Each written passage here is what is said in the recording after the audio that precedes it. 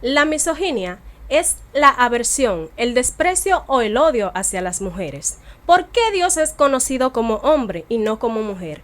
¿Por qué todos querían apedrear a María Magdalena si el rey Salomón tenía más de 1000 mujeres en su reinado? ¿Por qué Jesús eligió a 12 hombres como apóstoles y ni una sola mujer? ¿Cuál es la verdadera posición de las mujeres en las Escrituras? ¿Promueve la Biblia el machismo? Acompáñanos a debatir este tema. Hola Isael, ¿cómo estás? Hola Paulina, ¿cómo estás? Yo estoy bien, gracias a Dios. Isael, ¿es la Biblia un libro que promueve el machismo? Bueno, una interesante pregunta y yo considero que antes de responder esa pregunta nosotros deberíamos tener claro qué enseña la Biblia y qué enseña el machismo, es decir, qué profesa la Biblia y qué profesa el machismo. Vamos a definir brevemente lo que significa la palabra machismo. Fíjate, el machismo está basado en ideas preconcebidas y estereotipos que están fuertemente fundamentados o arraigados en la cultura o en el entorno social que se desarrolla un ser humano masculino. En la mayoría de los casos el machismo siempre, no en la mayoría, siempre el machismo está muy ligado, intrínsecamente ligado a lo que es el orgullo, la pedantería, a lo que es el egocentrismo, a lo que es la soberbia, a lo que es el yo.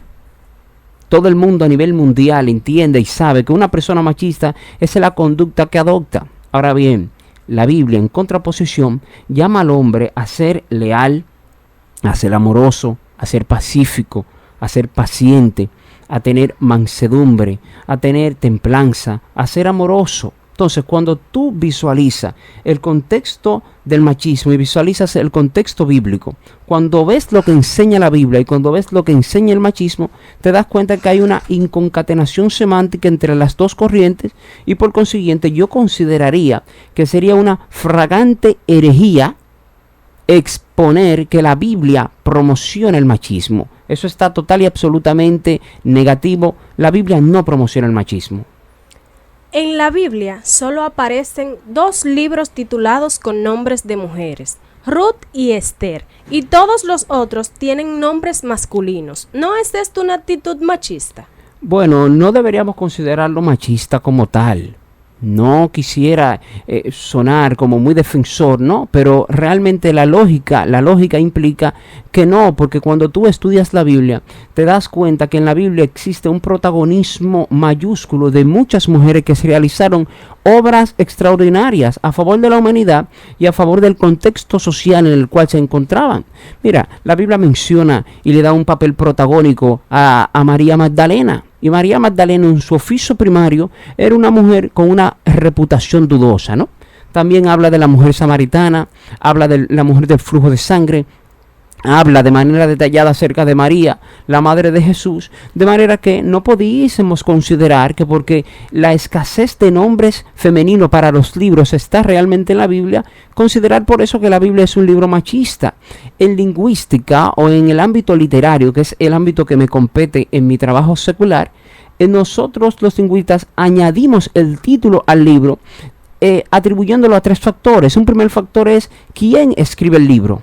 Un segundo factor es el papel, que igual es la persona que desempeña el papel protagónico en la historia que transmite el libro. Y un tercer punto es a quién va dirigido el libro. Y así mismo lo vemos en la Biblia. La Biblia le pone el nombre o el título, los transcriptores en aquel tiempo le pusieron el título de acuerdo a la persona que desempeñaba un papel preponderante, un papel mayúsculo a nivel de acciones dentro de la historia.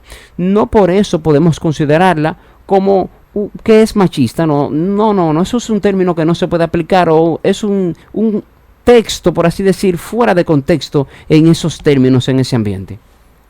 En el libro de Primera de Timoteo, capítulo 2, versículo 12, el apóstol Pablo dice claramente: la mujer aprende en silencio con toda sujeción. ¿No es esto una actitud esclavista de maltrato y humillación? Deberíamos analizar, Paulina, de manera profunda, de manera exhaustiva, lo que Pablo quiso presentar al escribir este versículo bíblico. O sea, deberíamos remontarnos en este caso para hacer una panorámica al libro de Génesis capítulo 2 en adelante, versículo 15, versículo 13 en adelante, cuando Dios habla de manera clara acerca de lo que es la creación de la mujer. Si nos remontamos a ese contexto, nos daremos cuenta de que la mujer fue creada con la finalidad de constituirse en una ayuda idónea para el hombre, un asistente especial que ayude al hombre a cumplir con el propósito de Dios en esta tierra. Dios, al crear a la humanidad, al crear el mundo y todos sus componentes, puso a Adán indirectamente como su gerente general. Y al ver su magna obra y a Adán solo ahí, entonces consideró, de acuerdo a lo que dice la Biblia, que no era bueno que Adán estuviera solo, sino que hizo para él una compañera. Al ver esta situación, nosotros entendemos, y he de entenderse claramente, que el propósito original, dígase, el protocolo genesiano con el cual se creó a la mujer, no fue en ese contexto con la finalidad de que se enseñoreara en el hombre, no fue con la finalidad de que comandara al hombre, sino más bien para que fuera esa ayuda especial. El texto bíblico dice, esa ayuda idónea. Ahora bien, nosotros debemos entenderlo, y déjame hacerte una ilustración un poquito breve. Cuando los presidentes van a las cumbres, donde se encuentran todos los presidentes, valga la redundancia, ellos van con asistentes, los cuales le ayudan en el desempeño de la cumbre a realizar una muy buena función. Cuando se sientan en los curules, el presidente se sienta al frente y los asistentes se sientan detrás. El asistente ayuda al presidente, el asistente orienta al presidente, el asistente le dice al presidente muchas cosas, muchas veces qué es lo que tiene que hacer. No obstante, cuando le toca el turno al país de turno, valga la redundancia, para hablar, el asistente no es el que habla, ni el asistente es el que participa con la mano arriba, sino más bien el presidente. El hecho de que al momento de hablar sea el presidente y no es el asistente, ¿implica eso una discriminación? ¿Implica eso un abuso? ¿Implica eso una humillación? No, en ninguno de los casos. Es simplemente una obediencia al protocolo. Entonces, Pablo, en 1 de Timoteo capítulo 2, versículo 12, en ningún momento piensa denigrar a la mujer, sino más bien que él sugiere el modelo original.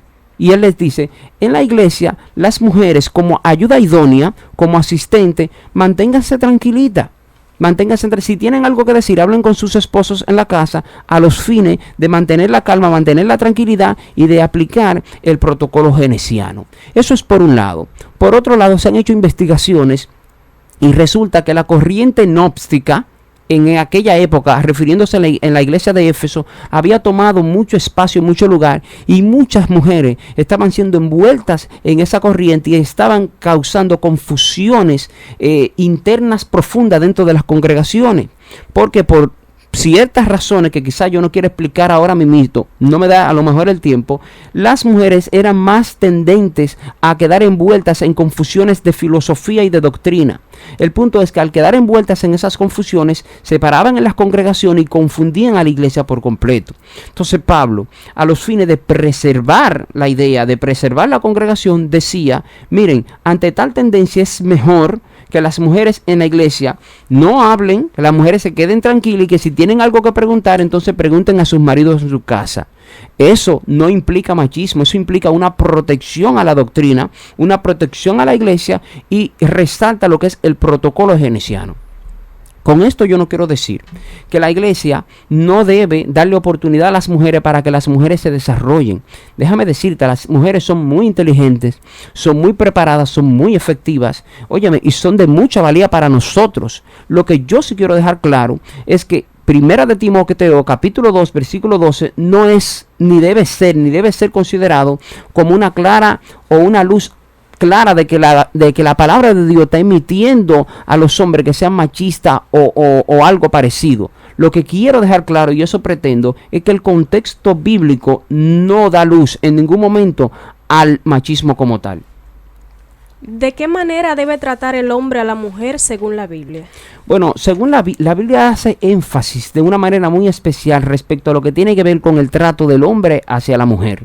Y vamos a citar el libro de Primera de Pedro, capítulo 3, aquí lo tengo, Primera de Pedro, capítulo 3, versículo 7. La Biblia dice de manera clara, vosotros, hombres, tratad como vasos frágiles a las mujeres, ¿Para qué? Para que vuestras oraciones no tengan estorbo delante de la presencia de Dios.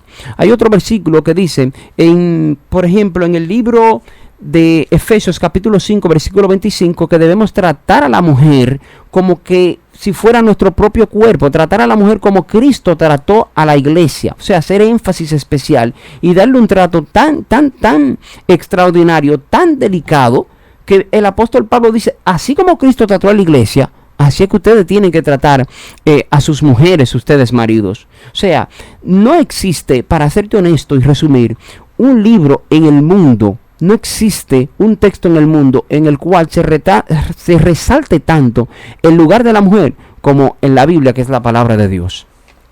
¿Deben las mujeres de este siglo vivir conforme a lo que dice la Biblia sobre su rol como esposas o como ayuda idónea? Bueno, en este mundo actual donde la democracia y la libertad están siendo abusadas hasta cierto punto por la comunidad y todo el mundo quiere hacer lo que quiere, quizás yo no sea la persona correcta del todo para decir a alguien qué hacer y qué no hacer. Ahora, yo sugiero que le oren a Dios, que lean su palabra, para que a través de eso puedan descubrir el real propósito de Dios para las vidas de ellas y por consiguiente puedan vivir conforme a esa voluntad y esa revelación divina. Nadie en el mundo ha hecho una mejor elección que aquella persona que ha optado por tomar la Biblia como marco de vivencia o como marco de referencia para vivir sus días aquí en la tierra.